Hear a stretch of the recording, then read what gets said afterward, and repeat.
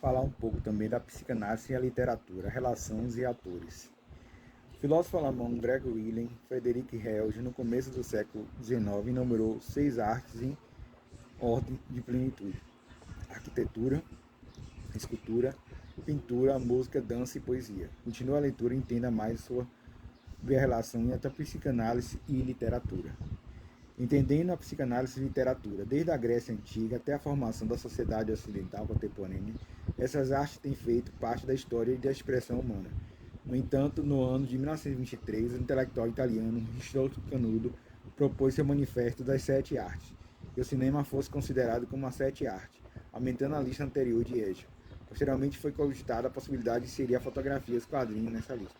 O que fica claro é que, ao analisar qualquer uma dessas artes, percebe-se que elas sempre foram uma maneira que o ser humano utiliza para se expressar, comunicar ou manifestar seus sentimentos. A arte inicialmente é pensada e consciente, e carrega uma lógica, uma teoria por trás dela. Contudo, em muitos momentos pode-se observar que ela surge a partir de conteúdos inconscientes, foge exclusivamente do domínio do artista.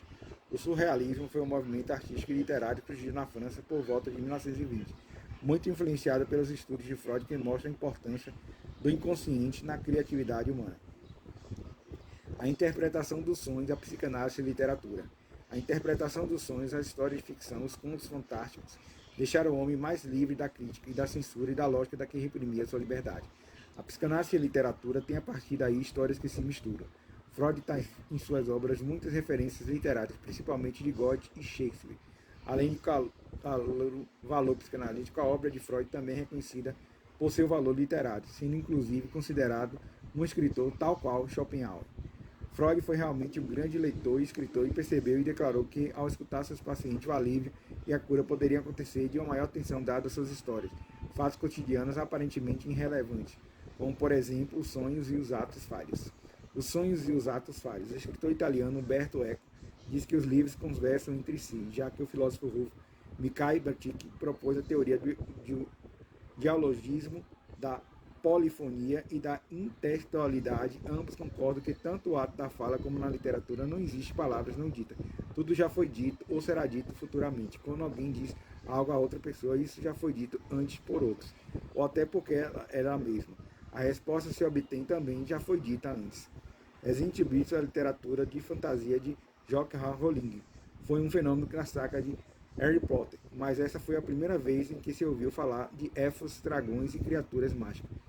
Anterior ao escritor britânico George R.R. Tolkien, já havia criado uma vasta e importante obra de ficção que contém elementos também presentes nas Brumas de Avalon, Mairuzil e Braga, onde conta a história do rei Arthur, entretanto a narrativa da vida de Arthur encontrada na obra latina de Godofredo de Monte, a história dos reis da Bretanha de 1138, onde a ficção se mistura com a realidade.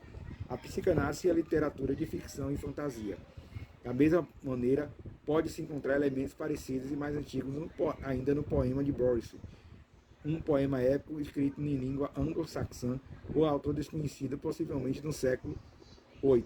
Ao comparar a literatura de ficção e fantasia com os contos de fada e fábula, observo que esses carregam muitos elementos em comum e conversam entre si, mas o que faz uma obra ser genial, muitas vezes, é a assinatura do artista ou sua originalidade. Podemos, então, entender, analisar a atua e sua narrativa literária a partir de uma perspectiva psicanalítica. Por outro lado, ao mesmo tempo, o autor também coloca o seu interlocutor no divã, provocando e instigando sua verdade e os seus valores. É uma via de mão dupla. A realidade do cotidiano e a vida. Se por um lado os heterônimos de Fernando Pessoa e seu alter ego, por exemplo, fornecem o material para se fazer análise do autor, por outro lado, textos como de José Saramago ou do argentino Júlio Cortázar questionam a realidade do cotidiano e a vida. Logo, pode-se observar que quanto mais recente e singular o artista, mais suas obras se tornam aclamadas. Assim aconteceu com Aloe Prague e Stephen King no Mistério Horror, igualmente com Clarice Lispector e seu estilo inovador e intimista, e de fluxo, consciência e de monólogo interior. Em continuidade, deve-se por esse motivo que Jung diz que o homem e seus símbolos. Os escritores não deveriam fazer terapia, uma vez que são neuroses que os impelem a criar. O escritor e cineasta Woody Allen certa vez disse que o tom da ironia, seu fracasso na psicanálise, contudo, foi a partir de suas análises e sonhos que ele teve inspiração para alguns de seus livros e filmes. O inconsciente a psicanálise e literatura. Talvez Jung esteja certo ao dizer que as neuroses são responsáveis pela criação. O fracasso de Woody Allen reforça isso.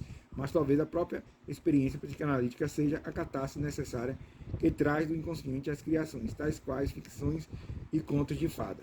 Muito erroneamente acreditam que os contos de fadas afastam a criança da realidade, mas na verdade os contos de falam de situações e sentimentos muito reais e ajudam a desenvolver na criança a capacidade de fantasiar, fornecendo uma fuga necessária de seus medos, ansiedades e ódios, seja para vencer a rejeição, como em João e Maria, ou para enfrentar conflitos éticos como a Branca de Neve, ou ainda se portar diante da rivalidade entre irmãos como em Cinderela. Em síntese, muito mais do que possível, é necessário achar caminhos que relacione a psicanálise e a literatura. Ao retirar a literatura da psicanálise, ao ignorar uma análise subjetiva da literatura, ambas sairiam empobrecidas. Considerações finais: a literatura como forma de expressão artística consciente e inconsciente é equivalente ao que acontece no site analítico, onde de forma livre e sem preconceito, o analisando é chamado a fazer livre associação extremando sua história, sua narrativa de vida, seus medos, seus sonhos, seus anseios, suas fantasias. Tudo isso está enraizado nas experiências que o indivíduo teve desde a sua infância, e isto inclui a mitologia, a religião, contos de fadas, crônicas, fábulas, os filmes, as histórias de ficção, das quais o indivíduo se nutriu desde sempre. Para Aristóteles, a arte imita a vida. Já para Oscar Wilde, a vida imita a arte. Mais do que a arte imita a vida, talvez nenhum dos dois seja errado. E a vida seja enorme novela de histórias que misturam sonhos com realidade. Então, a literatura e a psicanálise.